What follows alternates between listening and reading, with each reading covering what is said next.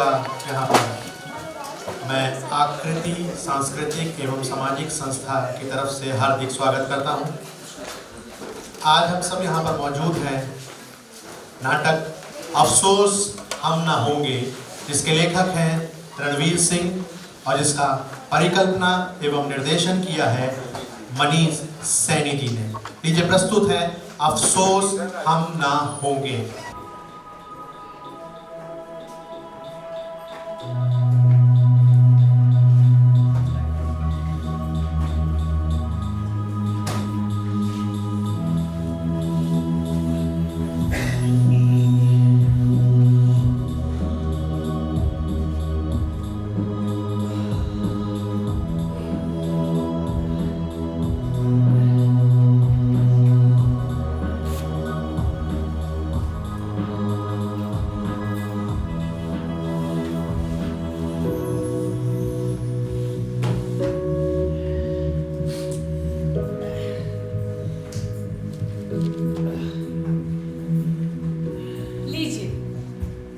तैयार है।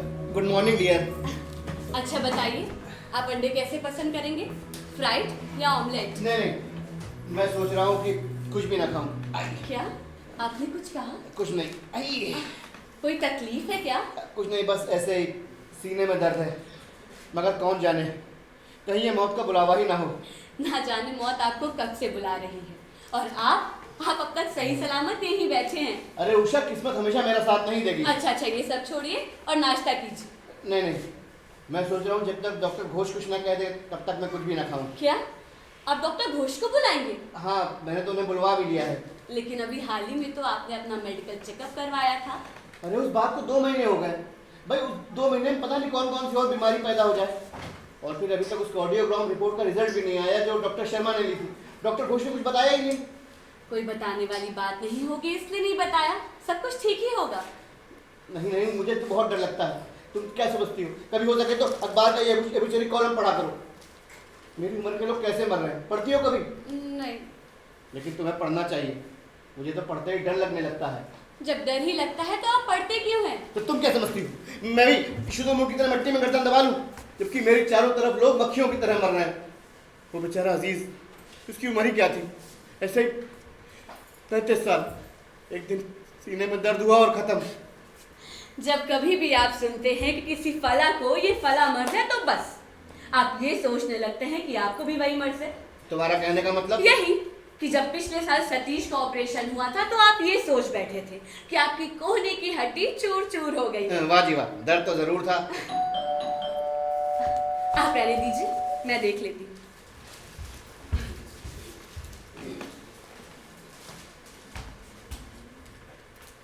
आपने साड़ी मंगाई थी ना, बहुत खूबसूरत है। क्या?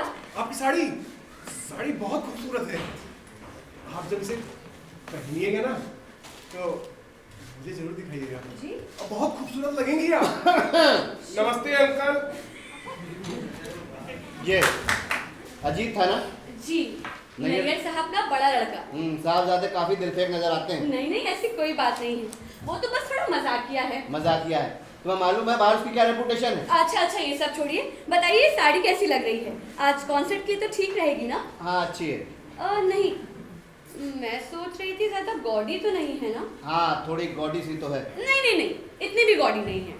जब आपको लगता है गॉडी नहीं है तो आप मुझसे क्यों पूछती हैं? इसलिए कि मैं आपकी ओपिनियन की रेस्पेक्ट करती हूँ। अच्छा सुनिए, वो शाम को एक एडवांस टिकट तो बुक हो जाएगी ना? मोहन आ रहा है। मोहन? ये कमबख्त कहाँ से आ गया? बड़ा मजा आएगा, बरसों हो गए मिले हुए। आपको पता है कॉलेज के बाद हम मिले ही कहाँ। वो तुम्हें उसे बुलाने की क्या जरूरत थी? क्या तुम नहीं जानती कि हम लोग शुभम मुद्गल का लाइव कॉन्सर्ट सुनने जा रहे हैं, जिसकी टिकट एडवांस में बुक हो चुकी हैं? आज सुबह तो उसने फोन किया, तो आप ही बताइए मैं क्या करती। कॉलेज के बाद हम मिले नहीं थे और शाम को कॉन्सर्ट में जा रहे थे। मैंने सोचा उसे भी बुला लो। और वैसे भी हमारी काफी अच्छी दोस्ती थी। तुम्हारी अच्छी दोस्ती रही होगी, मैं तो उसे ठीक से जानता भी नहीं। लेकिन हाँ, अगर समझदार होगा तो खाना खाने के बाद रुकेगा नहीं, चला जाएगा। ये सब छोड़िए, मुझे रसोई में बहुत काम पड़ा है। हाँ ठीक है। आप चाय लेंगे क्या? चाय? मेरा ख्याल है एक हल्के कप चाय से कुछ नुकसान नहीं होगा। बस आप और आपका वहम। वहम? इन औरतों के दिलों से नरमी तो गायब ही हो गई है। आदमी बस मशीन की तरह काम करता रहे और पैसा कमा के लाता रहे।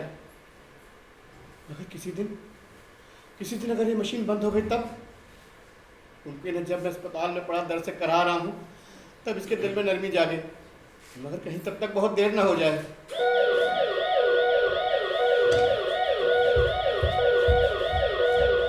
पैसे का चिंता नहीं है बाबा, एक स्पेशल नर्स की जरूरत है जो मदन को हमेशा देखती रहे। मदन का हालत बहुत नाजुक है। हे भगवान, अब उनकी तबीयत कैसी है? क्या बोलेगा बाबा, मौत का मुख से निकल के आया है किंतु अब वो ठीक है। हे भगवान, मैं कितनी मूर्ख हूँ। उषा, तुमको मैं बताता है, तुम पर दुनिया में जो चीज होनी होती है सो होके रहती है, लेकिन तुम तो उसकी पत्नी हो, तुमको तो पता होना चाहिए था कि मदन को क्या तकलीफ है। डॉक्टर साहब, उन्होंने तो मुझे बताने की कोशिश की, पर मैं हमेशा यही सोचती रही कि उनका बहन है। वहन? उसे? वो जो मोची की माफिक तड़प रहा है उसे बहन? हम तो ये सोच के आश्चर्यचकित है कि ये बेचारा जी कैसे गया। यदि इसकी जगह कोई और होता तो कब का मर गया होता। डॉक्टर साहब, गलती मेरी है, मैंने उनकी एक बात सुनी। उषा, दुनिया में जो चीज होनी होती है शो होती है। एक काम करो, एक तो पढ़ा करो, समझ तो मालूम पड़ जाएगा। ये क्या है? अखबार का ऑबिचुअरी पेज है, एक को पढ़ो तो पता चलेगा कि सिर्फ लापरवाही से कितना लोग एवं निकल जाता है। डॉक्टर साहब, मैं उनसे कब मिल सकती हूँ? नहीं, अभी तो नहीं मिल सकती बाबा, दर्द कम करने का दवा दिया है, तुम कल मिल सकती हो। क्या कल से पहले नहीं मिल सकती? बिल्कुल नहीं मिल सकती। ये मत भूलो कि वो बेचारा 8 घंटा ऑपरेशन टेबल पे रहा है। डू सर्जन बराबर काम किया है, और तुमको मालूम, एक सर्जन ने तो सिर्फ उसकी कोहनी से छोटे छोटे हड्डियों के शास्त्रों टुकड़ा निकाला बाबा। हड्डी के टुकड़े? हाँ, अपने 30 साल का करियर में हम ऐसा केस कभी नहीं देखा बाबा।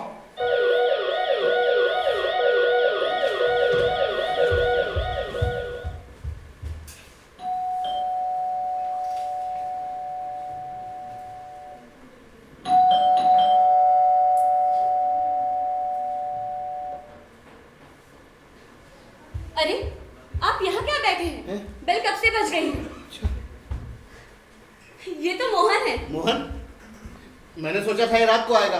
मैंने ही जल्दी आने को कहा था, पर इतनी जल्दी भी नहीं। जिसके पास कोई काम धाम नहीं है उसके लिए क्या जल्दी और क्या देर। यहाँ किसी का घर मिल जाए तो लोग उसे होटल बना देते हैं।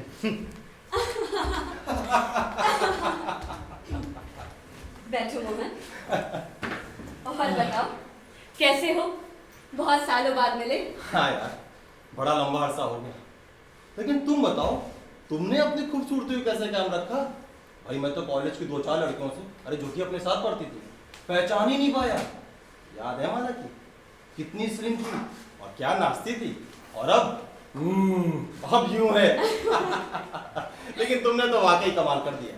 वही फिगर, वही खूबसूरती, क्या बात है। अरे ऐसी कोई बात नहीं है। अच्छा हाँ, इनसे मिले क्या? देखिए, मोहन आया है। हेलो मोहन, कैसे हो? Very good Madan. अरे उषा, मैं कुछ जल्दी तो नहीं आ गया? अरे नहीं, ऐसी कोई बात नाश्ता नहीं। तो करोगे ही। थैंक यू, लेकिन मैं भी खा के ही आ रहा हूँ।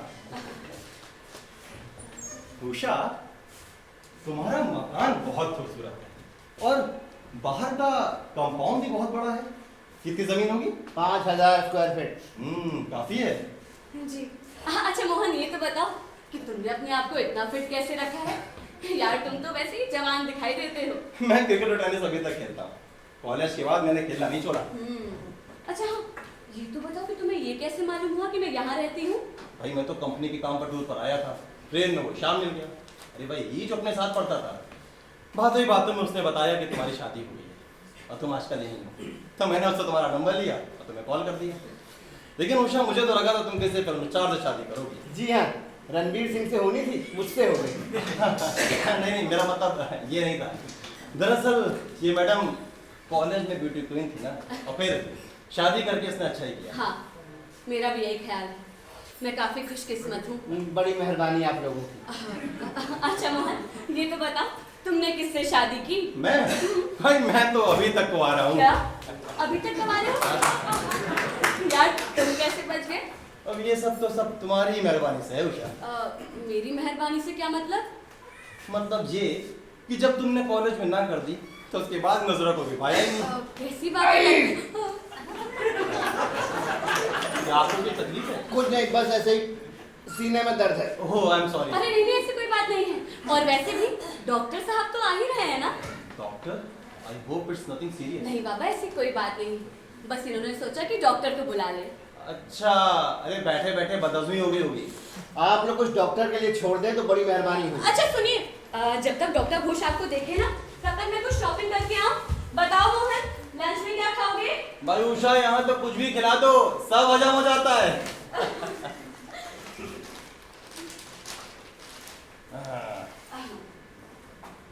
और आप बताइए, आप क्या खाएंगे? जो कुछ इनको हजम हो जाए वो ले आओ। अच्छा मोहन, तुम साथ में चलोगे ना? हाँ हाँ, चले जाओ ना, अकेले बैठे बोर ही हो जाओगे। चलो फिर, मैं भी घूम ही आता हूँ। अच्छा मदन, फिर लंच में मुलाकात होती है। ठीक है। ये क्या? हिंदुस्तान में दिल की बीमारी से मरने वालों की तादाद सबसे ज्यादा। इन लोगों को ये खबरें नहीं छापनी चाहिए। आया मदन बाबू, आया। Madan Babu, good morning, good morning, good morning. Madan Babu, तबीयत कैसा है? अब क्या बोलेगा बाबा, इस जिंदगी से तो हम थक गया हूँ। हम सुबह से शाम तक कॉच कॉच कॉच करता रहता हूँ, हम तो थक गया बाबा। डॉक्टर साहब, आपके लिए चाय मंगवाऊं? नहीं यार, चाय शाय नहीं चलेगा।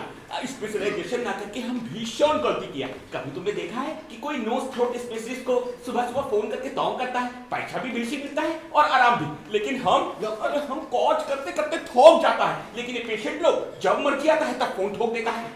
इस सैटरडे संडे आराम मिलेगा।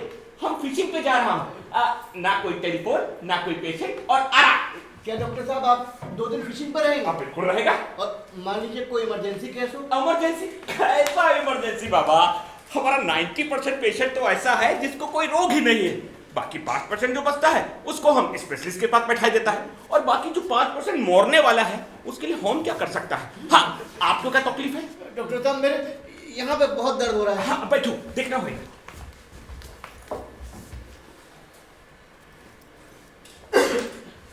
हाँ बताइए, कहाँ दर्द होता है? डॉक्टर साहब, यहाँ पर जोर से दबाता हूँ तब होता है। तो ठीक है, आप जोर से मत दबाइए। अच्छा।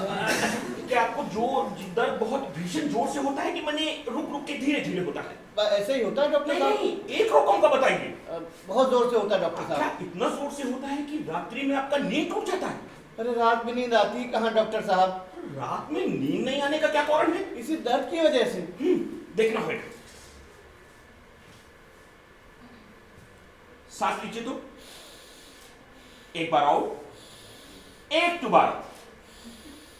ठीक है, शर्ट पहनिए। अच्छा डॉक्टर साहब, की क्या खुशखबरी है? की? मेरा मतलब, मेरी इस बीमारी का मेडिकल नाम क्या है? अरे कोई मेडिकल नाम नहीं है बाबा, सिर्फ छोटा सा इंडाइजेशन है। रुको,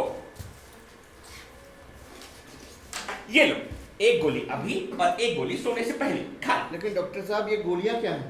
हम आपको बताएगा तो भी आपको कुछ समझ में नहीं आएगा बाबा, इसलिए अभी आप सिर्फ गोली खाओ। डॉक्टर साहब, की? उस कार्डियोग्राम रिपोर्ट का क्या हुआ? क्या हुआ? अरे डॉक्टर शर्मा ने लिया था, क्या हुआ?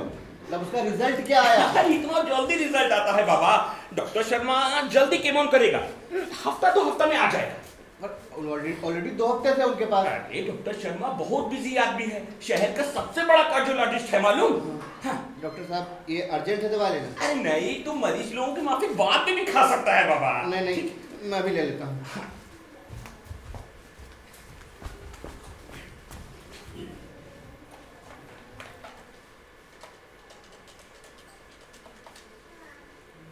हाँ डॉक्टर शर्मा, हम घोष बोल रहा हूँ। नहीं, वो हार्ट वाला पेशेंट। नहीं, कोई जल्दी नहीं था, हम 2 दिन के वास्ते बाहर जा रहा हूं, तभी। उड़ी बाबा की? ये तो बहुत बुरा खबर है। लेकिन भगवान की माया है, हम लोगों को और भी क्या सकता है। बेशी से बेशी सीने में दर्द है तो दर्द कम करने की 1-2 टैबलेट दे दूं। लेकिन ये तो बहुत बुरा खबर है। और कितना टाइम दे पाए हो उसे? कुछ हफ्ता? अरे बाबा। अच्छा, हम आपसे बाद में बात करेंगे, हम आज फिशिंग पे जा रहा है। Okay, goodbye.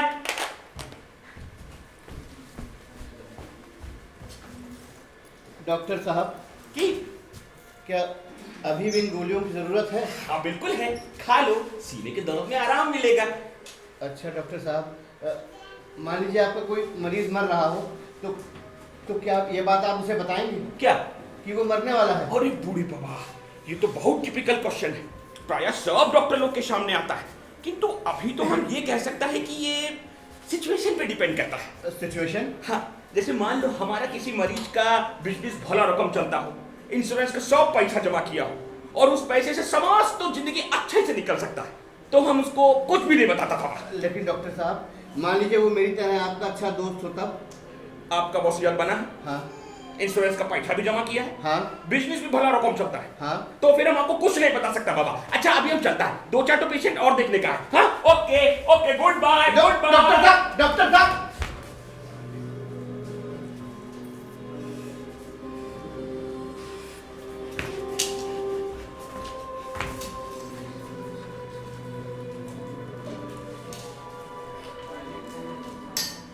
Good morning Madan. अरे मदन, ये तुम क्या खा रहे हो भाई? तुम क्या भूल गए मक्खन में कितना कोलेस्ट्रॉल होता है? भाई मैंने तो अपनी बीवी से मना कर रखा, घर में मक्खन आना ही नहीं चाहिए। देखो, मैं तुम्हें डराना नहीं चाहता, मैं तो बस ये बताना चाहता हूँ आजकल हर चीज़ को देख समझ कर खाना चाहिए। और वैसे भी समय कितना खराब चल रहा है। क्या बात है, तुम्हारी तबीयत तो ठीक है ना? अरविंद, अरविंद मुझसे वादा करो तुम ये बात किसी को नहीं बताओगे। ठीक है, वादा करता हूँ, किसी को नहीं बताऊंगा। अरविंद यार, मैंने अभी अभी बड़ी बुरी खबर सुनी है और मैंने कहा था कि पड़ोसियों को ये बात मालूम हो। यार क्या कुछ ऐसी खबर है जिससे मकानों की कीमतों में फर्क आ जाएगा? मेरे ख्याल से तो नहीं। तो फिर बताओ क्या बात है? अरविंद, तुम्हें याद है मेरे सीने में दर्द होता था? अरे बदहजमी है तुम्हें यार। नहीं नहीं, मुझे बदहजमी नहीं है। तो क्या कुछ सीरियस मामला है क्या? हाँ अरविंद, अभी डॉक्टर घोष मुझे देखने आए थे। उन्होंने कहा कि मैं मरने वाला हूं। हैं? तुम मरने वाले हो? हाँ अरविंद, मेरी जिंदगी बस 2-4 हफ्तों के लिए है। मदन सुनो, मैं तो कहता हूँ तुम किसी और डॉक्टर को दिखाओ। हो सकता है डॉक्टर घोष का डायग्नोसिस गलत हो। डॉक्टर शर्मा शहर का सबसे बड़ा कार्डियोलॉजिस्ट है, उसने भी यही कहा। अब क्या गलती हो सकती है? यार तुमने तो मुझे बहुत बुरी खबर सुना दी। अच्छा मदन, जब तुम मरने ही वाले हो तो तुम्हें क्या कुछ करना नहीं चाहिए? मतलब? मेरा मतलब है सो जाना चाहिए और अपनी सारी एनर्जी को तुम्हें बचाना चाहिए। हैं? हे भगवान, ये मुझे क्या होता जा रहा है? मैं क्या कह रहा हूँ मैं खुद कुछ नहीं समझ पा रहा। नहीं अरविंद, तुम कुछ और कह भी नहीं सकते हो। नहीं मदन, असल में मेरे आते ही तुमने इस कदर अचानक से जल्दी से ये सब मुझे कुछ समझ नहीं पा रहा यार, मैं क्या बोलूँ। अच्छा ये बताओ मदन, उम्र क्या होगी तुम्हारी? 35। 35 का तो यार मैं भी हूँ। ये देखो, मैं भी अपने बारे में सोचने लगा यार, मरने वाले तो तुम हो ना। ओ गॉड, ये मुझे क्या हो रहा है? था मेरा सर भारी हो रहा है। मदन, मैं हैव अ ड्रिंक। यार एक पैक मेरे लिए बना देना। हाँ मदन, ये बात बताओ एक तुम। हाँ, ये बात तुम उषा को कैसे बताओ? नहीं अरविंद, मैं उषा कुछ नहीं बताऊंगा। तुम तो जानते हो। यार एक बात बताओ। हाँ इतनी बड़ी बात है और वो तुम उषा को नहीं बताओगे? हाँ अरविंद, क्या ठीक रहेगा? यार उषा रोना धोना मुझसे बर्दाश्त नहीं होगा और तुम जानते हो इन मामलों में वो कितनी कमजोर है। हाँ मुझे याद है, जब वो कुत्ता मरा था तो कितना रोई। हैं? नहीं, मेरा मतलब है मैं तुम्हारा मुकाबला उस कुत्ते से नहीं कर रहा हूँ यार, ये तो इससे भी ज्यादा खराब होगा। तुम तो मेरा मतलब समझ रहे हो ना? हाँ अरविंद, मैं तुम्हारा मतलब समझता हूँ। यार वैसे मैं तुम्हारे लिए कर भी क्या सकता हूँ, लेकिन फिर भी अगर मेरे लायक कोई काम हो तो मुझे बता देना। हाँ, वकील की हैसियत से नहीं, एक दोस्त की हैसियत से। नहीं अरविंद, ये सब इतनी जल्दी हुआ कि मुझे सोचने का वक्त ही नहीं मिला। हाँ अरविंद, तुम एक काम कर सकते हो। क्या? यार मेरे क्रियाक्रम पे होने वाला खर्चा देख लेना। तुम तो जानते हो ये पंडित लोग कितना अनाप शनाप खर्चा कराते हैं, और कहीं उषा पे छोड़ दिया तो वो तो ऐसे खर्चा कराएगी जैसे किसी राजा महाराजा का खर्चा हो रहा हो। बोलो, तुम देख लोगे ना? हाँ यार मैं देख लूंगा। मदन, मैं तुमसे एक बात पूछूं? पूछो।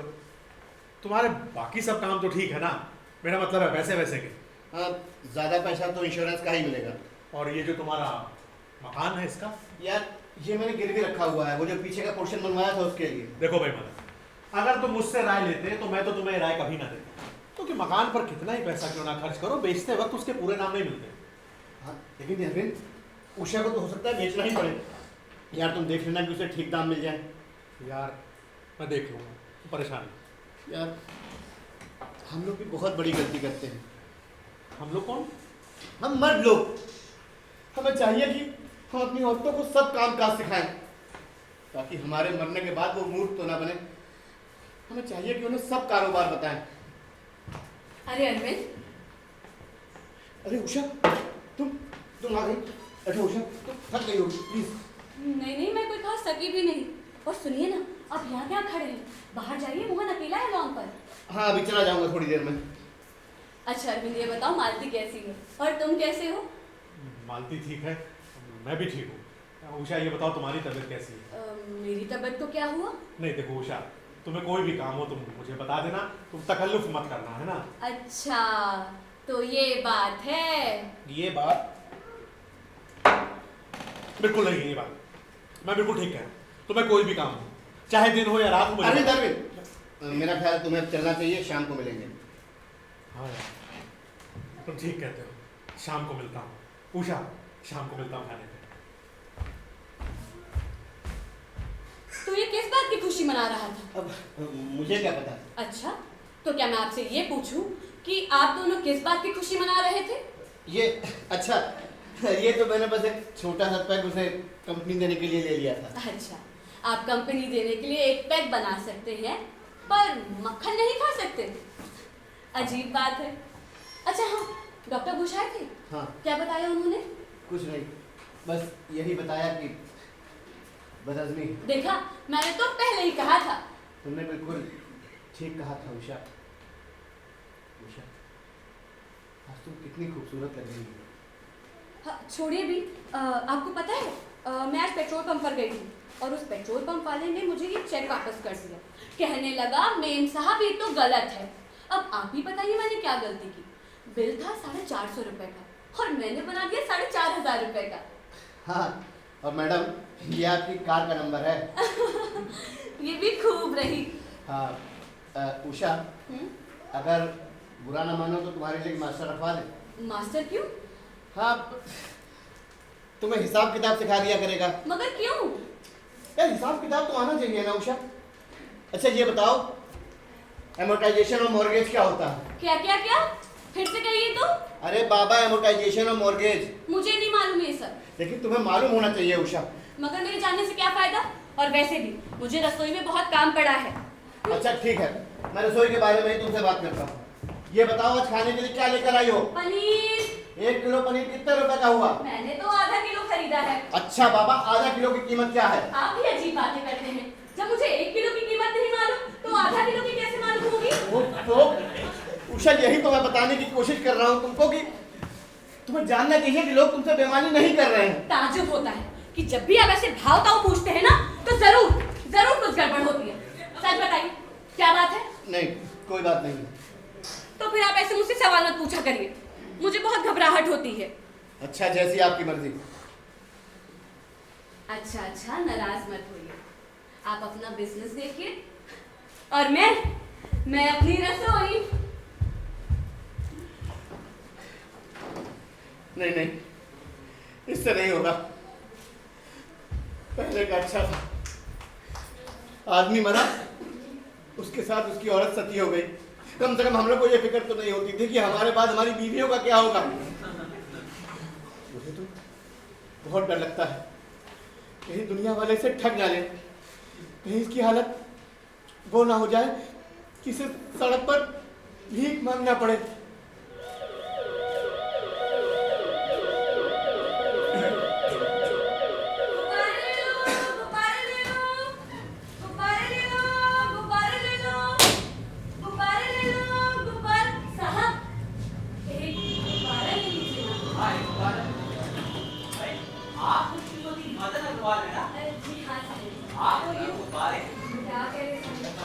पेट की खातिर कुछ तो करना ही पड़ता है।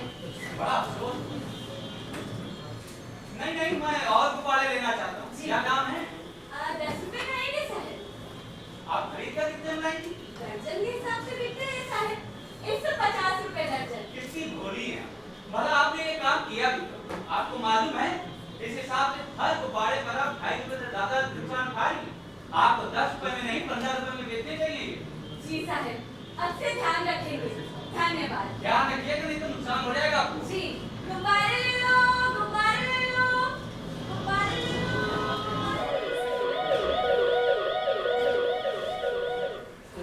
नहीं नहीं।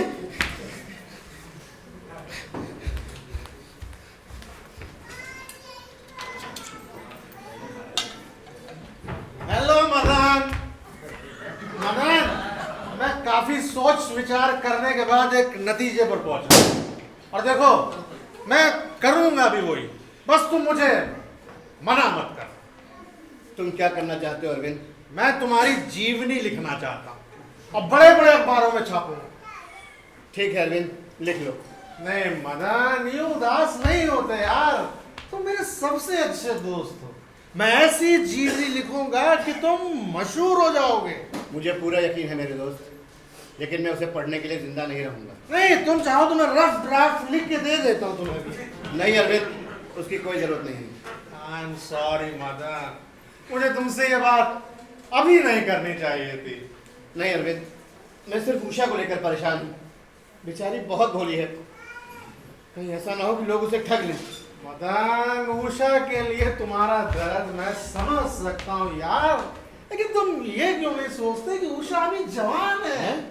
बुरा मत मानो, ये भी तो हो सकता है कि वो दूसरी शादी कर ले।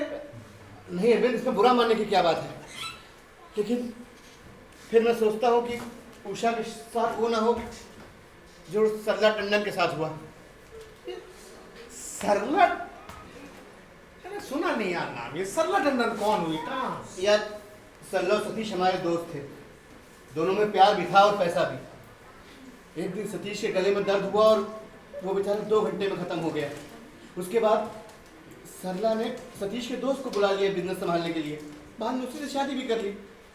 फिर यार वो बड़ा कमीना निकला, वो सरला के सारे पैसे और जेवर लेकर भाग गया। लेकिन यार ये जरूरी थोड़ी है कि उषा के साथ भी ऐसा ही हो। हाँ यार, लेकिन कौन जाने जीवन की मुश्किल राहों में उषा किसे अपना जीवन का साथी चुन ले।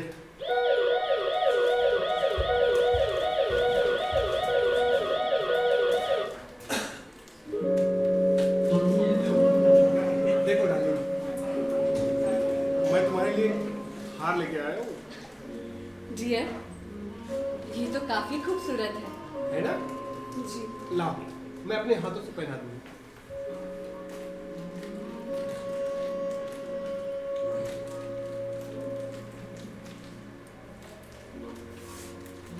अब कैसा लग रहा है? सच में अजी, ये तो बहुत खूबसूरत है। Thank you so much dear. Usha, मैं कह रहा था कि जो बिजनेस की बात हुई थी ना, बस बात पक्की हो गई है।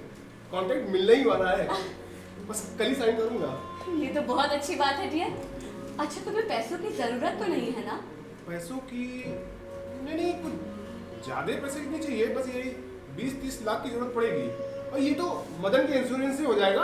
हाँ, वहां से चेक आया था। ये रहा वो। आ गया, थैंक यू।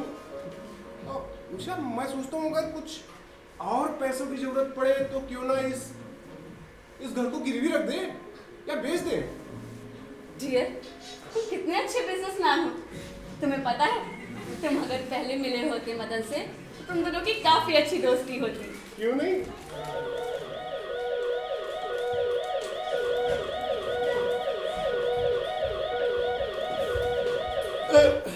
भाई मदन, अबे क्या सोचने लगे यार तुम? यार अरविंद, मैं सोच रहा हूँ कि उषा को दूसरी शादी करनी चाहिए, मगर ऐसे आदमी के साथ जो जिंदगी भर उसका ख्याल रख सके। यार वो तो ठीक है, लेकिन इसमें तुम क्या कर सकते हो? यार मैं क्या कर, क्यों ना मैं ही उसके लिए एक ऐसा लड़का ढूंढूं। तुम?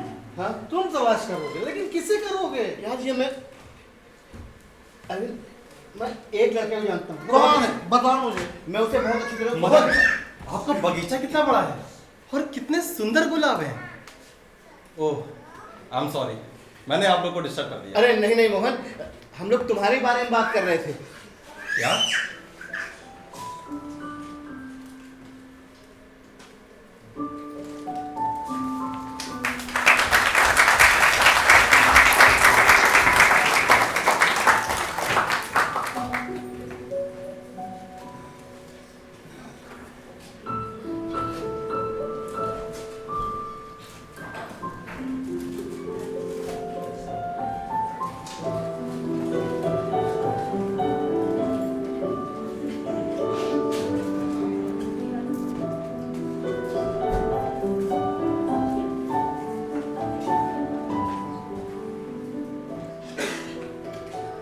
प्रिय उषा,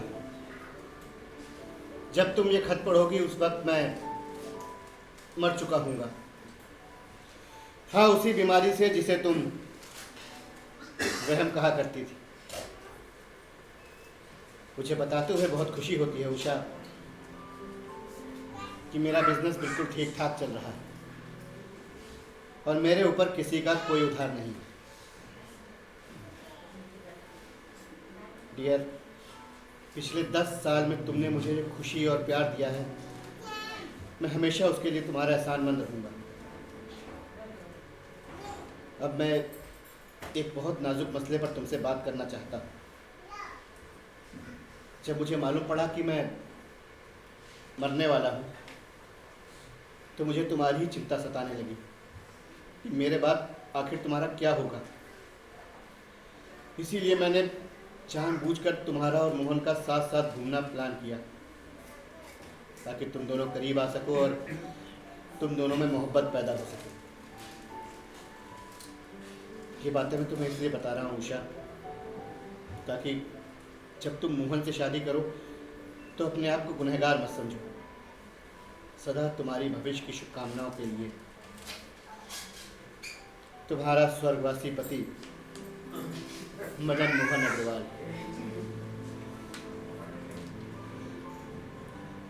अच्छा खासा खत लिख गया है। अगर कभी अपनी जिंदगी में लिख पाता तो शायद एक बहुत बड़ा लेखक बन जाता।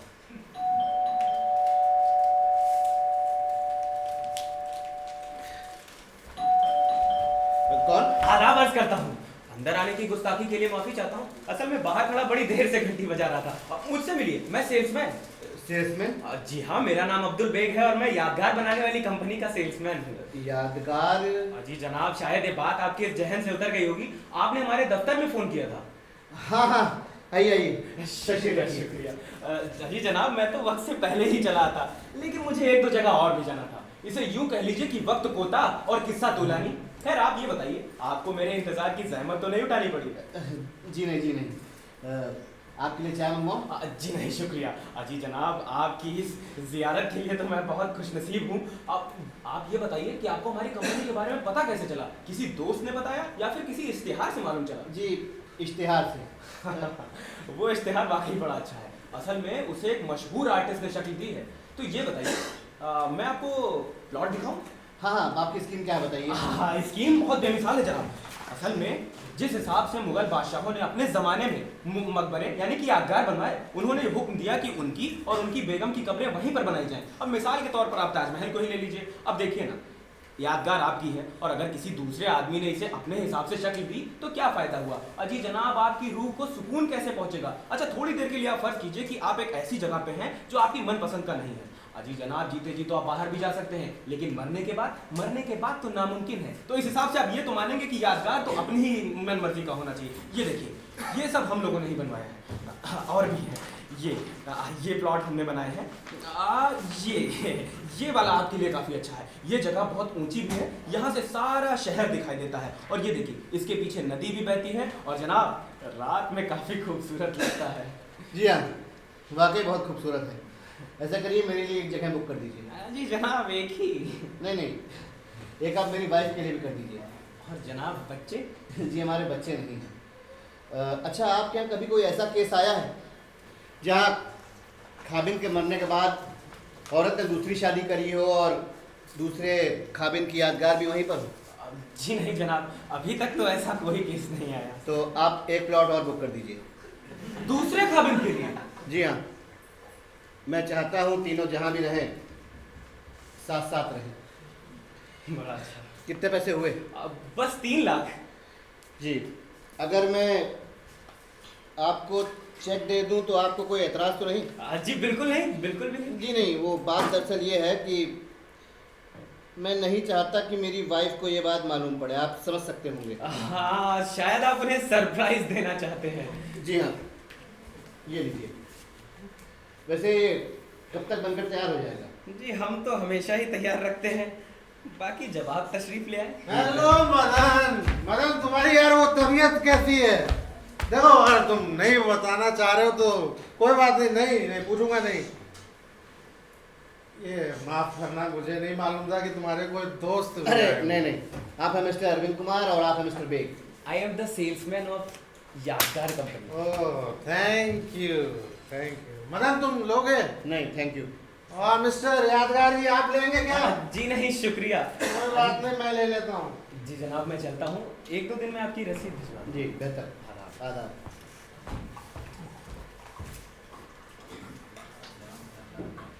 अरविंद, ये जो तुम पिछले 3 दिन से लगातार पी रहे हो, तुम्हें अब बंद करना चाहिए।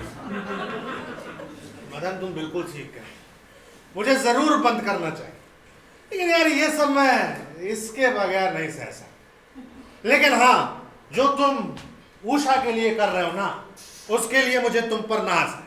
Thank you Arvind. मेरा मतलब है जो शादी का बंदोबस्त कर रहे हो ना, है कहाँ पे ये लोग? मोहन चेंज कर रहा है, आज वो उषा को फिल्म दिखाने ले जाएगा।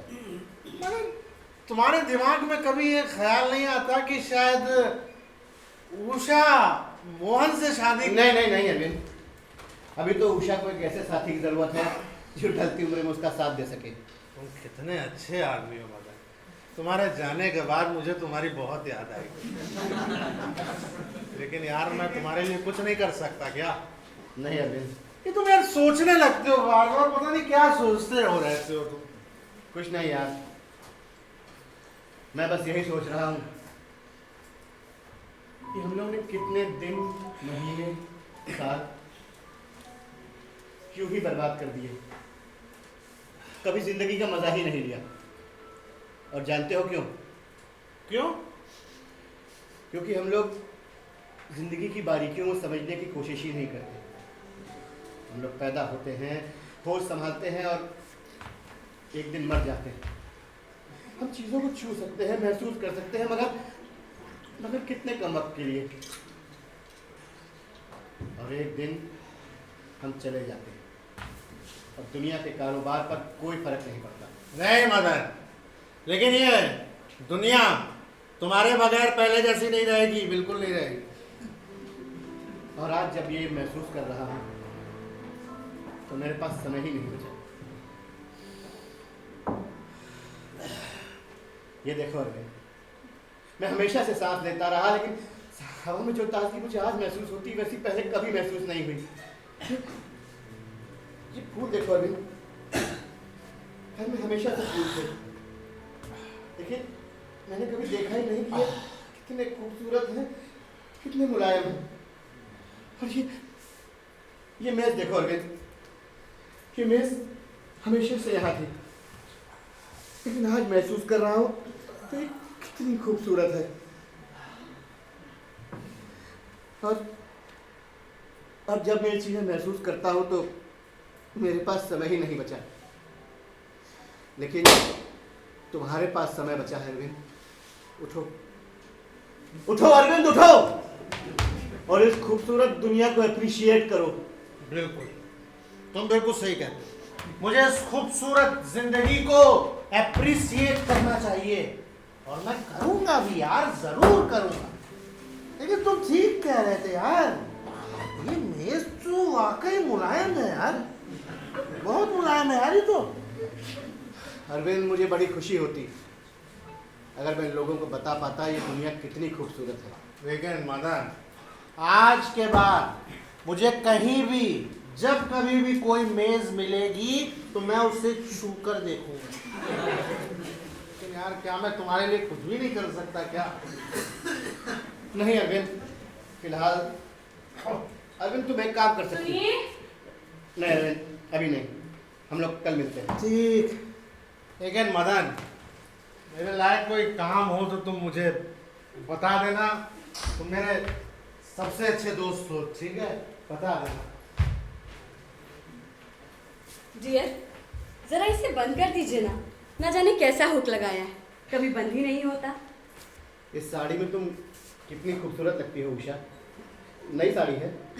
नहीं, नहीं कहा। ये तो आपने पिछले साल हमारी सालगिरह पर मुझे गिफ्ट की थी, याद नहीं आपको? हाँ याद आया, ये लो, हो गया। बताइए कैसी लग रही हूँ? अच्छी है मगर कोई शौक नहीं। वाह, पहली बार पहनी थी तो आपने कितनी तारीफ की थी। हाँ, ये मोहन कहाँ रह गया? तुम्हें लेट हो जाएगा। अब कपड़े चेंज कर रहा है, अभी आता ही होगा। कितना अच्छा होता ना अगर आप भी हमारे साथ चलते। हाँ उषा, लेकिन तुम तो जानती हो मेरी तबीयत ठीक नहीं है। ऐसी हालत में आपको छोड़कर जाना मुझे अच्छा नहीं लगता। नहीं उषा, अब फिक्र मत करो, इतनी भी बीमार नहीं हूँ। तो फिर साथ चलिए ना प्लीज। अब इतनी भी ठीक नहीं कि आप लोग के साथ घूमने जा सकूं। और फिर मोहन तुम्हारे साथ जा रहा है, मुझे पूरी उम्मीद है तुम्हें उसकी कंपनी पसंद आएगी। हाँ, मुझे उसकी कंपनी बहुत पसंद है। और उम्मीद करता हूँ उसे भी तुम्हारी कंपनी पसंद आएगी। सुनिए, आपसे एक बात पूछना चाहती हूँ। मैं और मोहन इन दिनों काफी साथ रहे हैं। आपको इस बात पर एतराज तो नहीं हुआ? मेरा मतलब आपको बुरा तो नहीं लगा? अब इसमें बुरा लगने वाली कौन सी बात है? और फिर काफी साथ रहे, ये तो मैंने महसूस ही नहीं किया कभी। कैसी बातें करते हैं आप, जैसे मैं कुछ जानती ही नहीं। अगर कोई भी मर्द मुझसे बात कर लेता था तो आप बड़े नाराज हुआ करते थे। वैसे आप स्वभाव से काफी जेलस हैं। नहीं, मैं कहा, मैं बिल्कुल भी जेलस नहीं हूँ। अच्छा, जैसे मैं कुछ जानती नहीं। ये बताइए, आपने पिछले महीने क्लब की पार्टी में भार्गव से क्यों झगड़ा किया? वो तो बेचारा सिर्फ मुझे कोट पहना रहा था। जी हाँ, सिर्फ देखा, कोट। देखा, हुए ना आप जेलस?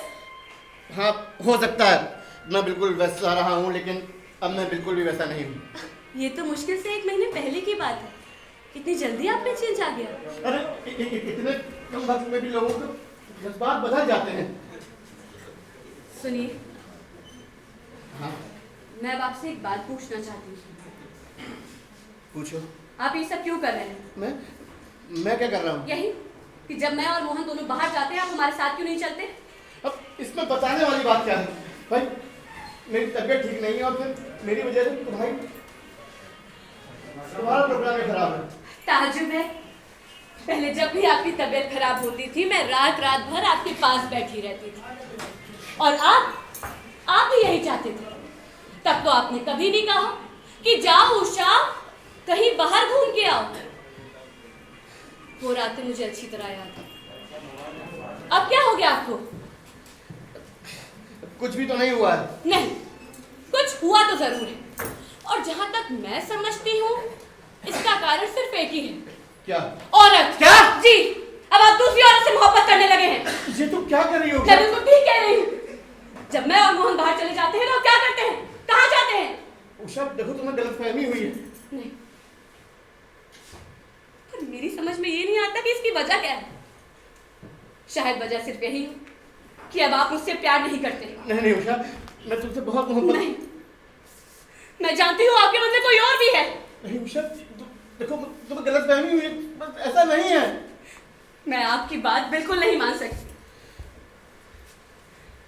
मर्द लोग होते ही ऐसे, उनका मन एक औरत से नहीं भरता। मैं नहीं जानता कि एक औरत का मन भरता है या नहीं, लेकिन उषा, मैं कसम खा के कहता हूँ कि मेरी जिंदगी में सिवाय तुम्हारे और कोई नहीं है। मैं आपकी बात हरगिज़ नहीं मान सकती। आपके चेहरे से साफ जाहिर हो रहा है क्या? कि आप गुनहगार हैं। क्या? जी, आप शाम को रंगरेलियां मनाने के लिए फ्री रहें। उषा, मैं तुमसे एक बात कहना चाहता हूँ। नहीं, उषा, मैं तुमको एक बात बताना नहीं, मैं नहीं बता सकता। ठीक है, अगर यही जवाब है तो फिर बात खत्म है। कहाँ जा रही? आपको छोड़कर अपने मायके जा रही हूँ। अब एक पल भी आप जैसे बेवफा इंसान के साथ में नहीं रह सकती। क्या? जी। बेवफा? उषा, प्लीज बैठो, मुझे तुमसे कुछ कहना है। नहीं, मैं इस पर नहीं बैठूंगी। आप जरूर उसके साथ इस पर बैठते होंगे। उषा प्लीज, कोई लड़की नहीं है, कोई मोहब्बत नहीं है, ऐसा कुछ नहीं है कि मैंने घर की कोई चीज किसी और के साथ शेयर करी है। प्लीज बैठ जाओ, प्लीज। उषा, मैं तुम्हें ये बात नहीं बताना चाहता था, लेकिन आज मजबूर होकर बताना पड़ रहा है। मैं नहीं चाहता कि तुम मुझे बेवफा समझो, वो भी ऐसे नाजुक वक्त में। क्या कहना चाह रहे हैं आप? हाँ उषा, ये सही है कि मैंने तुम्हारा और मोहन का साथ साथ घूमना प्लान किया, लेकिन इसलिए नहीं कि मैं किसी और से मोहब्बत कर सकूं, बल्कि इसलिए ताकि तुम किसी और के साथ। मैं किसी के साथ? हाँ, मेरे जाने के बाद। अच्छा, तो आप उसके साथ जा रहे हैं? ओ उषा, मैं किसी के साथ नहीं जा रहा हूँ। तुम्हें याद है डॉक्टर घोष मुझे देखने आए? हाँ। उस वक्त मैंने तुमसे कहा था कि मुझे बदहज़मी है, लेकिन मैंने तुमसे झूठ बोला था। क्या आपने मुझसे झूठ बोला था? हाँ, डॉक्टर घोष ने मुझे बताया है कि मैं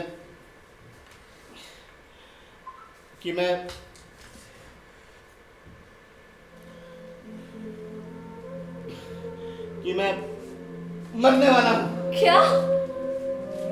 नहीं नहीं, सब झूठ है। नहीं, ऐसा नहीं हो सकता, ये सब झूठ है। नहीं नहीं, ये सच है उषा।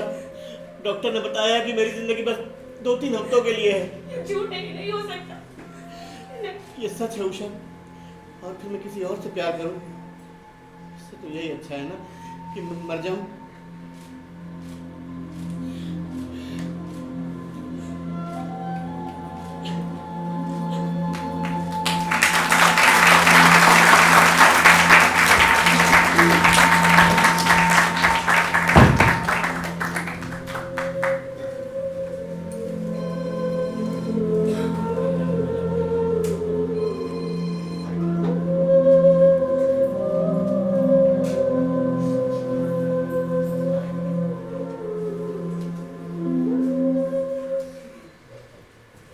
हेलो जी, प्लेन किस वक्त जाता है? 4 बजे। अच्छा, एक बात आप मुझे और बता सकते हैं? एयरपोर्ट से मुझे लीलावती हॉस्पिटल तक ही तो टैक्सी मिल जाएगी ना? आई मीन रात का। जी शुक्रिया।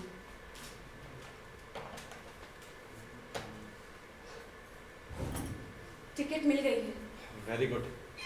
मैं कुछ और मदद कर सकता हूँ तुम्हारी? नहीं। डॉक्टर घोष को फोन करूँ क्या? नहीं, उनको फोन करने की कोई जरूरत नहीं है। इधर मरीज मर रहा है और उनको फिशिंग पर जाना ठीक लगा।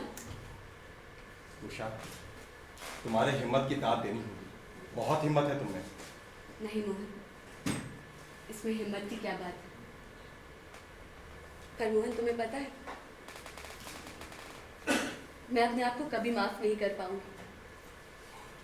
वो जब भी मुझसे कहते थे कि मैं बीमार हूं या मेरे सीने में दर्द हो रहा है, तो मैं उनका ये बात सिर्फ वहम समझकर उनकी बात टाल देती थी। मैं अपने आप को कभी माफ नहीं कर पाऊंगी, कभी भी। हाँ उषा, मैं भी यही सोचा करता था कि वो तो बेचारा बीमार पड़ा हुआ है और मैं तुम्हें लेकर सिनेमा और पार्टियों में घूम रहा हूँ। नहीं मोहन, इसमें तुम्हारी कोई गलती नहीं है। मुझे बताना चाहिए था ना। पर मोहन, क्या ये कोई मान सकता है कि जैसे ही उन्हें मालूम चला कि वो अपनी जिंदगी की आखिरी घड़ियां गिन रहे हैं, वो सिर्फ यही सोचते रहे कि उनके बाद मेरा क्या होगा। सच उषा, मदन जैसा आदमी मिलना बहुत मुश्किल। Usha, Madan, how are you? अब आपकी तबीयत कैसी है? व्हील चेयर पे बैठे बैठे कमजोरी बहुत लगती है। व्हील चेयर पे तो इसलिए बैठाया था कि आप आराम कर सके। मुमकिन है कि मुंबई पहुंचते ही आपका ऑपरेशन है। मदन, उषा ठीक कहती, और फिर यहाँ से मुंबई तक का लंबा सफर। लेकिन उषा, ये मुंबई जाना, ऑपरेशन कराना सब बेकार है। नहीं नहीं, कुछ बेकार नहीं है। लेकिन मान लो जाते मेरा ऑपरेशन ना करें और मुझे एडमिट कर ले, तो मेरी हालत उन मरीजों जैसी हो जाएगी जो ना जीते हैं ना मरते हैं। आज की हालत में सब बहुत खर्चीला है। नहीं, मुझे खर्चे की कोई फिक्र नहीं है। मेरे पास जितने भी पैसे हैं, जेवर हैं, वो मैं सब कुछ देने को तैयार हूँ। देखिए, मेरे होते हुए मैं ये नहीं देख सकता कि आप दोनों खर्च के बारे में सोचें। कुछ मुझे भी आपकी मदद करने का मौका दें। नहीं मोहन, भगवान की दया से यहाँ सब कुछ ठीक है। मैं इस वक्त तुमसे मदद लेने का सोच भी नहीं सकती। हाँ मोहन, उषा एकदम ठीक कहती है। खैर, जैसा आप लोग चाहें, मैं अपना सामान पैक कर लेता हूँ। आप कुछ लेंगे? कॉफी या फ्रूट जूस? नहीं नहीं उषा, थैंक यू। लेकिन तुम्हें देख के मुझे बहुत ताज्जुब होता है। ताजुब? हम्म, ताजुब क्यों? मैं हमेशा से तुमको बहुत कमज़ोर समझता था उषा, लेकिन तुमने तो चांद बीबी की तरह पूरी सल्तनत की भागदौड़ अपने हाथ में ले रखी है। कैसी बातें करते हैं आप? सारा काम तो आप ही कर लेते थे। आपने तो मुझे कभी सेवा करने का मौका ही नहीं दिया। हाँ उषा, तुम्हारी हिम्मत देखकर मुझे बड़ी खुशी होती है। अब तुम्हें एक काम और करना है। सबसे पहले मेरे चलावे। कैसी आप शुकुन की बातें करते हैं आप? कोई चलावा लावा नहीं होगा, आप जल्दी से ठीक हो जाएंगे। तुम कितनी अच्छी हो उषा। इसलिए कि मैं आपसे बहुत प्यार करती हूँ। उषा, मुझे मालूम होता कि तुम में इतनी हिम्मत है तो मैंने तुम्हें कब का बता दिया होता कि मैं मरने वाला हूँ। अब मुझसे वादा कीजिए कि आप मुझसे कोई बात नहीं छुपाएंगे। अच्छा बाबा, नहीं छिपाऊंगा।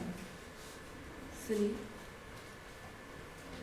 मुझे बहुत डर लग रहा है कि आपको कुछ हो गया तो आपके बाद मेरा क्या होगा? नहीं नहीं उषा, बल्कि उन लम्हों को याद करो जो हमने साथ साथ बिताए थे।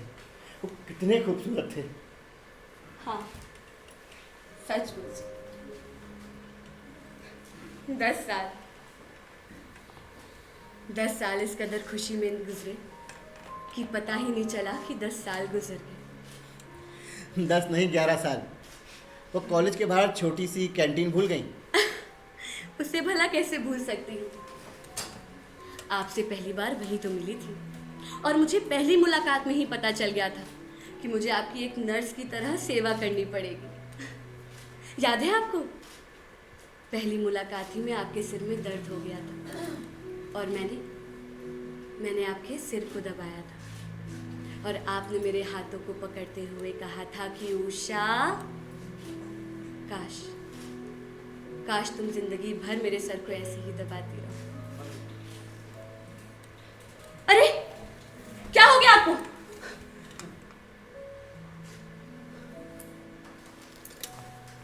सो गए?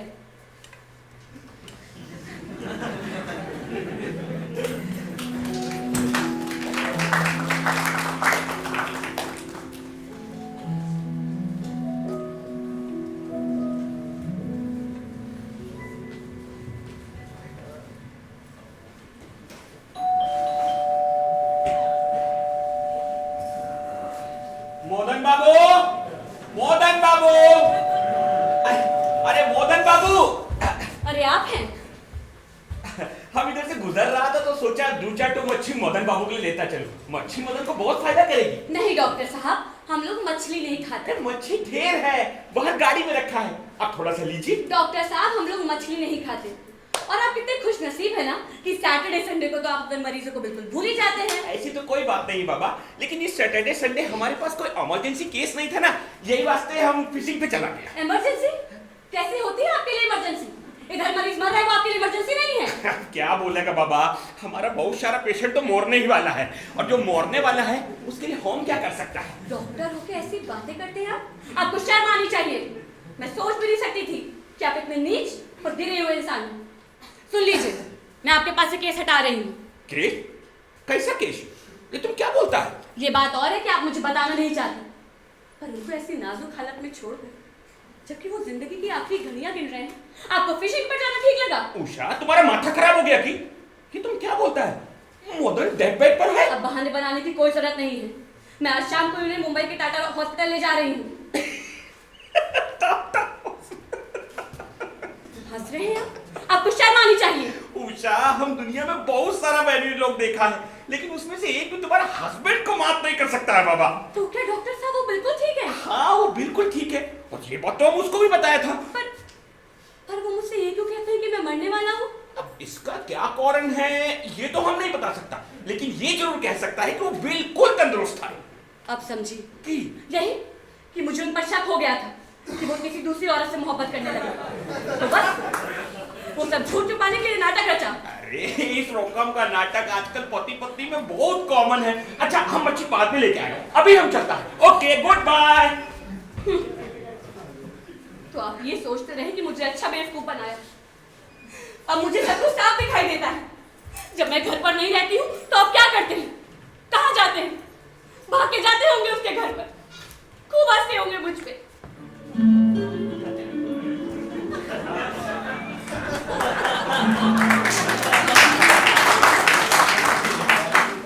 जब मैंने उसे बताया कि मैं मरने वाला हूँ तो वो करीब करीब बेहोश होने वाली थी। ओह माय गॉड, सच्ची? तुमने उसे ये कहा कि तुम मरने वाले हो और उसने मान भी लिया? हाँ पक्का मान लिया। हाउ सिली, तब तो बहुत इडियट होगी, पता नहीं बेवकूफ होगी बिल्कुल।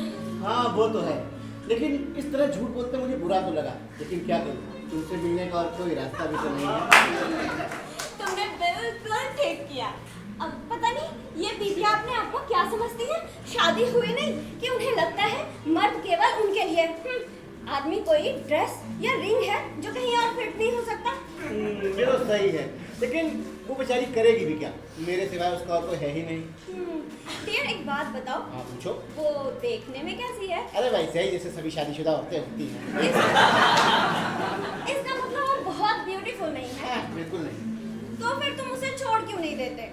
भाई मैं उसे छोड़ तो दूं, मगर क्या करूं भाई, उसने मेरे साथ 10 साल बिताए और फिर मैं उसके लिए और कुछ ना भी कर सकूं, कम से कम उस पर रहम तो कर ही सकता हूं। लेकिन आपको याद है आपने मुझसे वादा किया था कि हम दोनों शादी करेंगे, और देखो ना अब तुम उसे छोड़ना भी नहीं चाहते। ओहो छोड़ो इन बातों को, आओ हम लोग इस दुनिया को भुला दें। पहले तुम वादा करो कि तुम मुझसे हमेशा ऐसे ही प्यार करोगे। हाँ बाबा वादा। हाँ। आप ये सोचते रहे कि मुझे अच्छा बेवकूफ बनाया। 10 साल तक मैंने आप पर भरोसा किया, उसका ये नतीजा दिया। आप हमेशा ये सोचते रहे कि मैं बदतमीज हूँ, घूसट हूँ। ठीक है, मैं भी बताती हूँ मैं क्या हूँ। उषा उषा उषा उषा उषा उषा मैंने अभी अभी बड़ा बुरा सपना देखा उषा। अच्छा, क्या सपना था? उषा मैंने सपने में देखा कि मैं मर गया हूँ। आहा, जब तबीयत ठीक नहीं होती ना तो ऐसे ही सपने आते हैं। अब आपकी तबीयत कैसी है? तबीयत वैसी ही है। चल, कुछ तो हिम्मत आई। उषा मेरी हिम्मत तो तुम्हारी हिम्मत देखकर है। बिल्कुल, मैं सोच रही थी कि आपने ठीक ही कहा था कि और मेरे ख्याल से आपका इस हालत में चलावे का इंतजाम कर दूं क्या मैं? चलावा? लेकिन अभी मैंने थोड़ी देर पहले जब बात कही तो तुम गुस्सा हो गई थी और रोने लगी थी। अब मुझ में काफी हिम्मत आ गई है, बहुत बदलाव आ गए हैं। मुझे बड़ी खुशी होती है उषा। क्यों नहीं, जरूर होती होगी। अरे मैं सोचती हूँ अभी दोपहर नहीं हुई है, जरा कुछ शॉपिंग करके आओ। शॉपिंग? हाँ, वो चलावे का इंतजाम पंडित जी को। इतनी जल्दी? क्या करूँ ना, आखिरी वक्त पर छोड़ने से क्या फायदा। लेकिन हो सकता है मैं बम्बई से ठीक होकर लौट आऊं। अगर ना ठीक हो पाए तो? और आपने ये तो कहा था कि उषा इलाज आजकल बहुत महंगा हो गया है, तो मैं सोचती हूँ आपने ठीक ही कहा था। तो मेरे ख्याल से आपका इस हालत में मर जाना ही अच्छा है। तुम क्या कह रही हो? मैं बिल्कुल ठीक कह रही हूँ। डॉक्टर घोष ने मुझे सब कुछ बता दिया है। अब आप जब चाहे उसके पास जा सकते हैं और शादी कर सकते हैं। उषा उषा अगर मेरी हेल्थ अच्छी होती।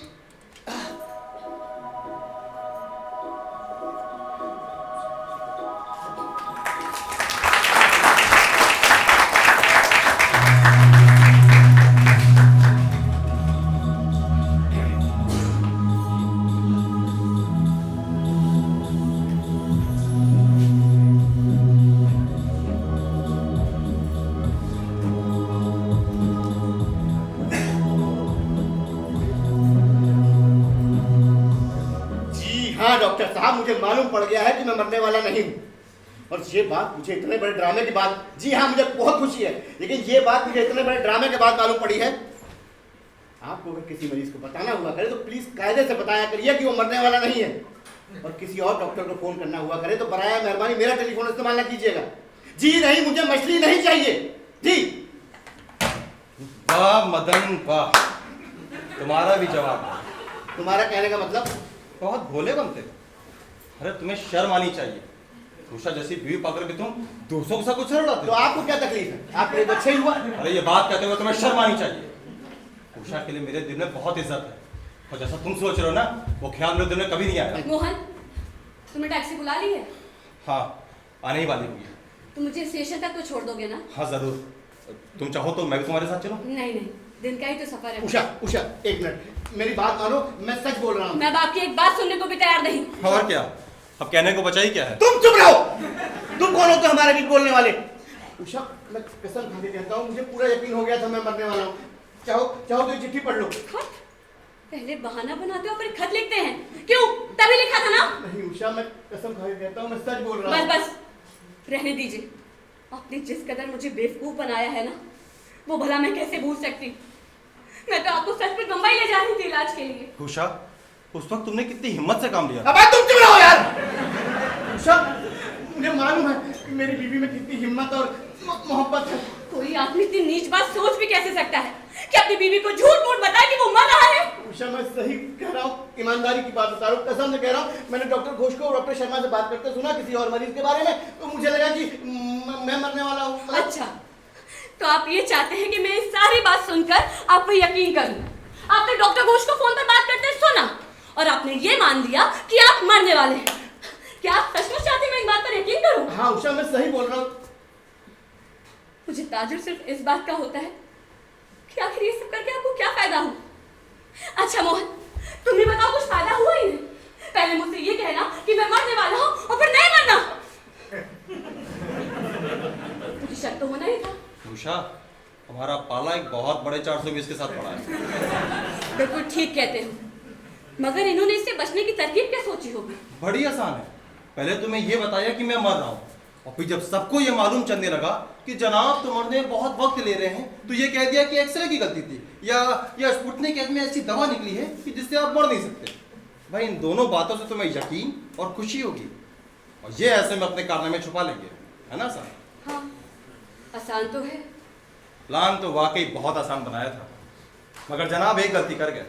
ये भूल गए कि डॉक्टर साहब तो शिकार पर गए हुए हैं, और हजरत उनसे ये बताना भूल गए कि वो झूठ बोलने में इनकी मदद करें। ऐसा ही तो हुआ।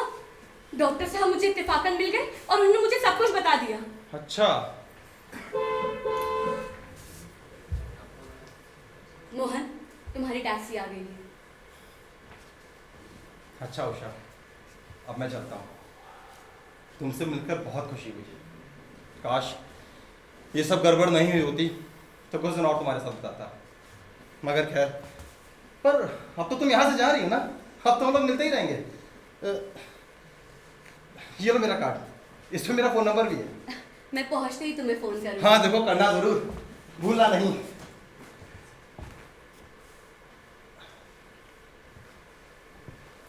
अदल, एक बात याद रखना, जो आग से खेलते हैं वो जलते भी हैं। Good bye Usha. मैं अपना सामान पैक कर लेती हूँ। उषा, उषा मेरी बात सुनो। उषा, उषा, उषा प्लीज मेरी बात।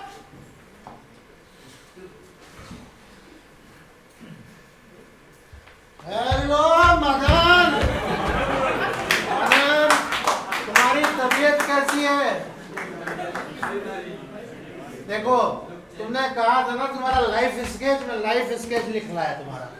यार अरविंद, अब उसकी कोई जरूरत नहीं है। बहुत बढ़िया लिखा। सुनो मदन मोहन। यार अरविंद, उसकी कोई जरूरत नहीं, उसे फाड़ के फेंक दो। अबे क्या हो गया यार?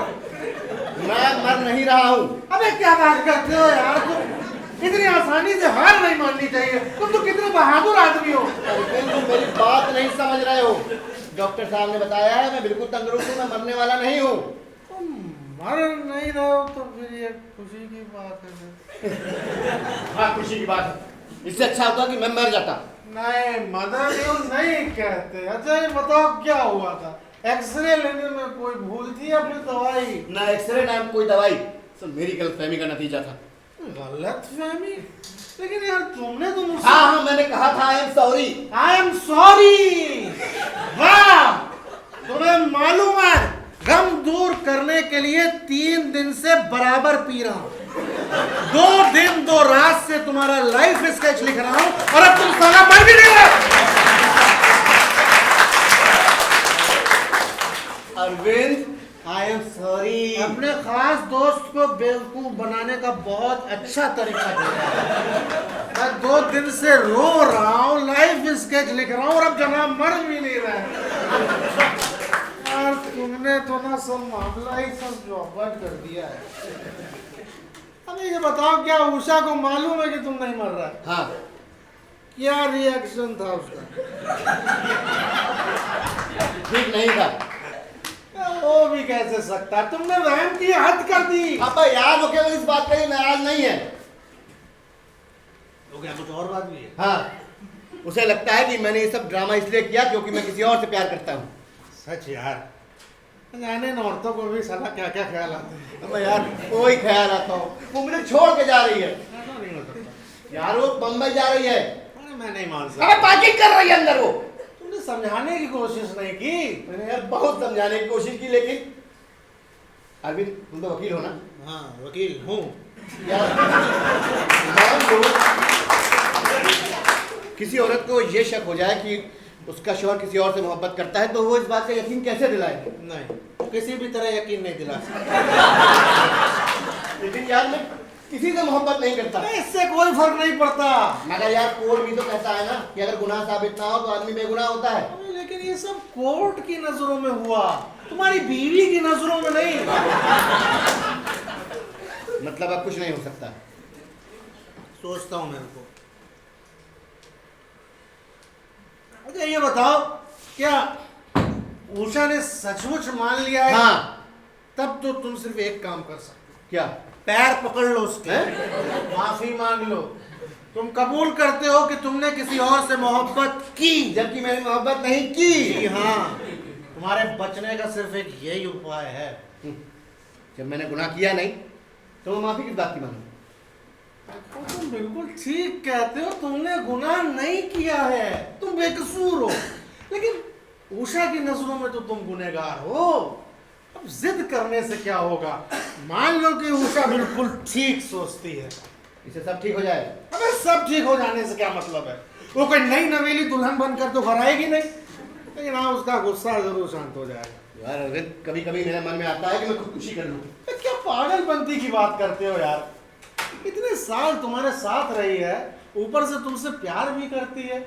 अब मेरे ख्याल से अगर तुम उससे माफी मांग लोगे तो माफ कर देगी। ठीक है। अब वैसे भी कौन सी ऐसी औरत है जो नहीं चाहती कि उसका पति उसके सामने गिड़गिड़ाता हुआ आए और उससे माफी मांगे? ठीक है, तो मैं कह दूंगा मुझसे गलती हो गई, मैंने एक मोहब्बत कर ली। ये इतना आसान भी नहीं है यार। अब इससे ज्यादा और क्या कर सकता हूँ? बहुत कुछ।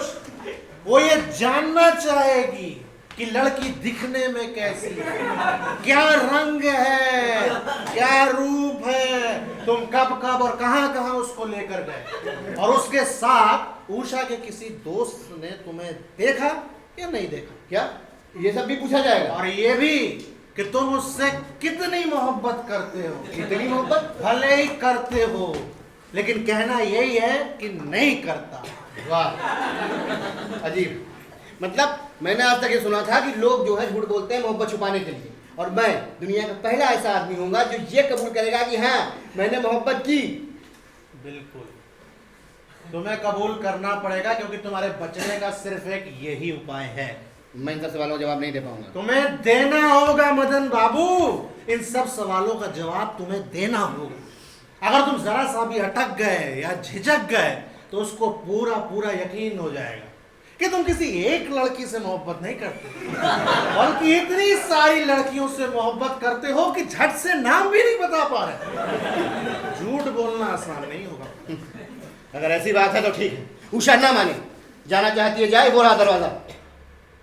जैसी तुम्हारी मर्जी, लेकिन एक वकील की हैसियत से बता दूं कि तुम्हारा केस बहुत कमजोर है। कमजोर ही सही, लेकिन मेरे मन में एक तसल्ली रहेगी कि मैं सच बोल रहा हूँ। भैया रखो अपनी तसल्ली अपने पास, मैं चलता हूँ।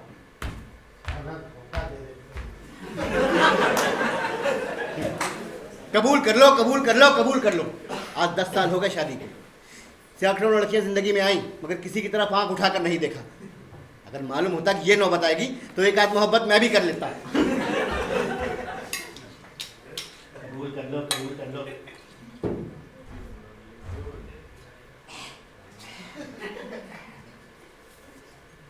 लेकिन लड़कियां झगड़ालू होती हैं, शक्की होती हैं, मगर दिल की मुलायम होती हैं। मुमकिन है अगर मैं उषा से झूठ बोल दूं तो वो उस पर रहम खा के मुझे माफ़ कर दे।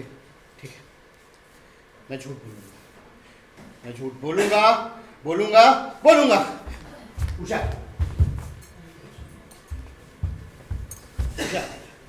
उषा एक मिनट। एक मिनट, फोन कर लूँ। उषा प्लीज फोन बाद में करना, मैं कुछ जरूरी बात करना चाहता हूँ।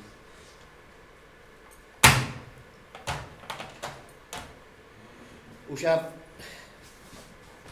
मैं ये कबूल करना चाहता हूँ। कबूल? हाँ, मैं ये कबूल करना चाहता हूँ कि मुझसे गलती हो गई। अच्छा, अब आप सब कुछ कबूल करना चाहते हैं, मुझे सारी कहानी सुनाना चाहते हैं। बेहतर ये होगा उषा कि तुम सवाल पूछती रहो और मैं जवाब देता रहूं। ठीक है, फिर बताइए वो कौन है? जी किरण। किरण? कौन किरण? किरण मजूमदार। कहाँ मिले थे? मैं ऑफिस जा रहा था और रास्ते में उसने मुझसे लिफ्ट मांगी थी। अच्छा, मैं हमेशा सोचती थी आखिरी लव अफेयर शुरू कैसे होते हैं। बस ऐसे ही। तो जवान है? हाँ। या काफी? नहीं मतलब बहुत तो नहीं। बहुत सुंदर है? नहीं बस ऐसे ही। मेरे किसी रिश्तेदार ने आपको उसके साथ तो नहीं देखा? नहीं और उषा मैं उससे बिल्कुल मोहब्बत नहीं करता। मैंने कहा पूछा? नहीं मुझे लगा तुम पूछोगे इसलिए पहले। अब कब मिल रहे हैं उससे? नहीं उषा, मैं उससे कभी नहीं मिल रहा। कभी नहीं? हाँ उषा, कभी नहीं। मैंने उसे भुला दिया। नहीं, मैं आपकी बात पर बिल्कुल यकीन नहीं कर सकती। उषा, मैं कसम खा के कहता हूँ। मैं आज 10 साल के बाद भी नहीं पहचान सकती कि आप कब झूठ बोलते हैं। उषा मैं सच कह रहा हूँ, मुझे उससे नफरत है, नफरत। मैं आपकी बात मानने को बिल्कुल तैयार नहीं। उषा मेरा यकीन करो, वो तो यहाँ आके रहना चाहती थी, मैंने उसे पैसे देकर बाहर भेज दिया। अच्छा, कितने पैसे दिए? कितने दिए? काफी बड़ी रकम दी थी। हाँ ये देखो, ये पूरे 3 लाख रुपए दिए। 3 लाख?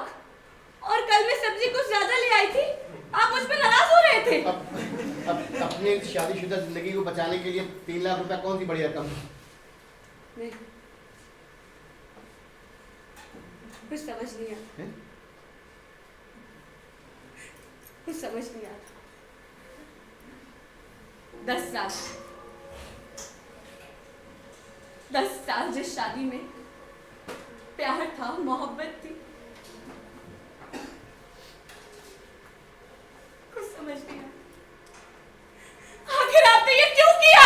उषा बस ये समझ लो कि दिमाग फिर गया था मेरा। माफी। अब ये ठीक नहीं हो सकता।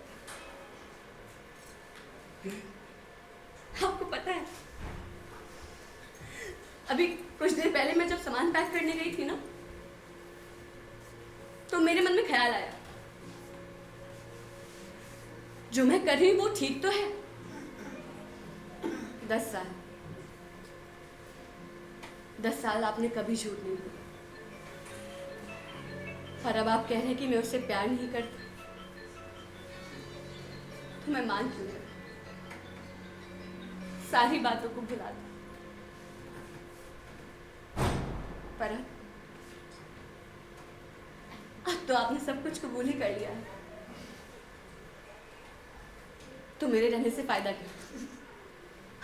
अब तो जाना ही पड़ेगा। उषा उषा उषा उषा उषा प्लीज 1 मिनट को देखो, मैंने तुमसे झूठ बोला था। हाँ? कोई लड़की नहीं, कोई मोहब्बत नहीं, वो तो मैंने इसलिए कहा कि ताकि तुम उस पर बस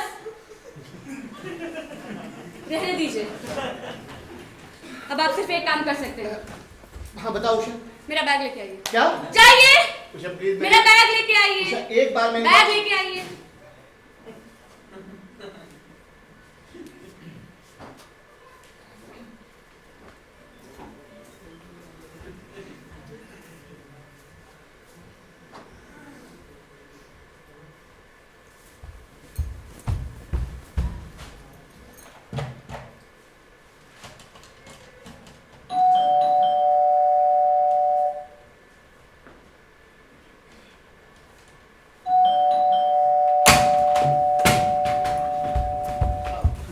मैंने घंटी बजाई थी, मगर क्या अग्रवाल साहब घर पर है? जी, तशरीफ रखिए। शायद आप मिसेस मदन अग्रवाल हैं। जी। फिर रहने दीजिए, उन्हें क्यों तकलीफ दूं? दरअसल उन्होंने मुझे 3 लाख का कॉन्ट्रैक्ट दिया था, ये उसकी रसीद के पेपर्स हैं। 3 लाख? जी हाँ। किस काम के लिए? दरअसल उन्होंने गोमती नगर में एक बेस्ट प्लॉट खरीदा है, आप चाहे तो इस संडे को देख कर आ सकते हैं, काफी खूबसूरत लग रहा है। ठहरिए, आपका मतलब है उन्होंने गोमती नगर में जमीन खरीदी है? हाँ, बेस्ट प्लॉट लिया है उन्होंने।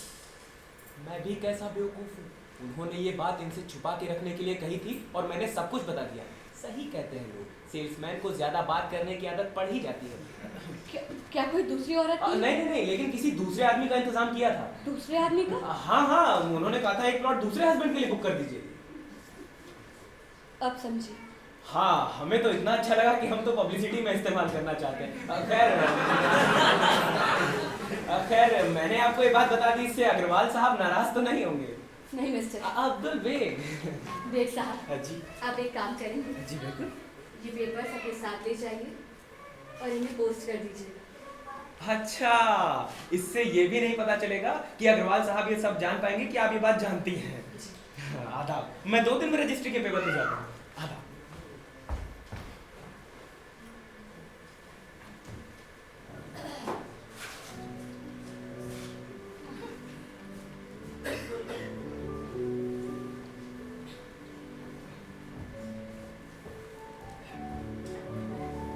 उषा,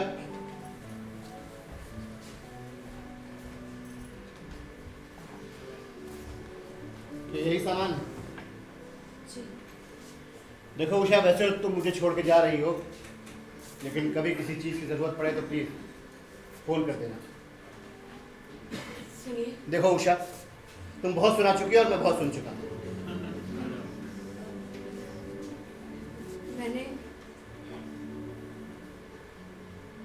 मैंने जाने का इरादा छोड़ दिया है। क्या मतलब? जो कुछ भी हुआ मेरे और किरण के बीच जी, मैंने वो सारी बातों को भुला दिया। और वैसे भी एक गलती तो सबको माफ होती है ना। हाँ और आपने उसे पैसे देकर भेज भी दिया है। हाँ, मैंने उसे बहुत दूर भेज दिया उषा। हाँ, तो फिर सारी बातों को भूल जाना ही ठीक है। ठीक है उषा, लेकिन तुम बार बार इस बात का ताना तो नहीं दोगी? हाँ, अगर आप मुझसे एक वादा करें तो। क्या? यही कि अब आप कभी वहम नहीं पालेंगे कि आप बीमार हैं। अच्छा बाबा, प्रॉमिस।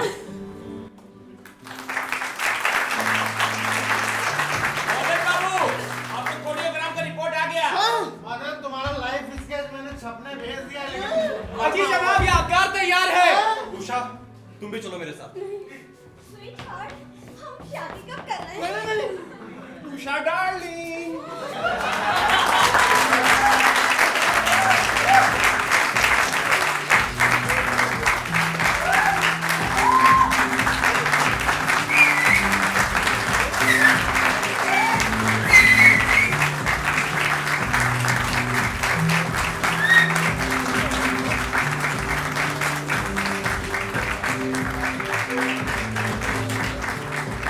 आप लोगों के आगमन का बहुत बहुत शुक्रिया। उम्मीद है प्रस्तुति आप लोगों को पसंद आई होगी।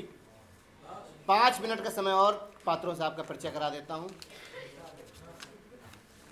पहले मंच पर जो लोग थे हमारे साथ, संगीत, संकलन और संचालन था पुष्कर आहूजा का। वेशभूषा रश्मि त्रिपाठी, स्वाति पांडे, मोनिका सक्सेना।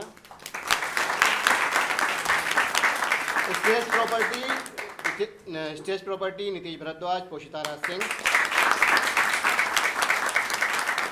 मंच सज्जा संजय त्रिपाठी, मिलिंद मोहन सक्सेना। इनके सहायक थे आर्यन और पारितोष। मंच प्रबंधन किशन मिश्रा, अखिलेश सिंह। वीडियोग्राफी अनवर बेग। प्रेक्षागृह प्रबंधन अमरीश श्रीवास्तव। अब मंच पर जो लोग हमारे साथ थे, उषा की भूमिका में थी पावनी गुप्ता। अजीत की भूमिका में संजय त्रिपाठी। मोहन की भूमिका में सुमित श्रीवास्तव। डॉक्टर घोष नीतीश भारद्वाज। अरविंद शुभम पांडे।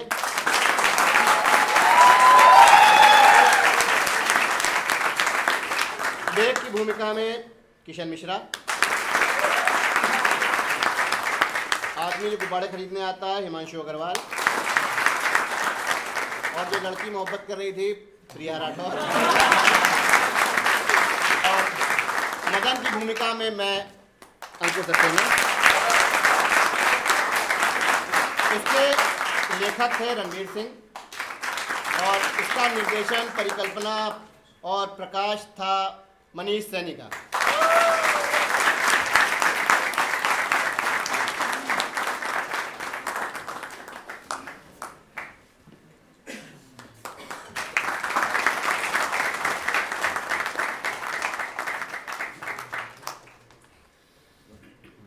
और मैं बहुत आभारी हूँ बाबा सर का, गोपाल जी का, संगम सर का, आपकी ये सीनियर हम लोग के प्रस्तुति देखने आए, और साथ ही साथ बहुत आभार आप इतने सारे लोगों का जो आप देखने आए। धन्यवाद। दोबारा फिर मिलेंगे।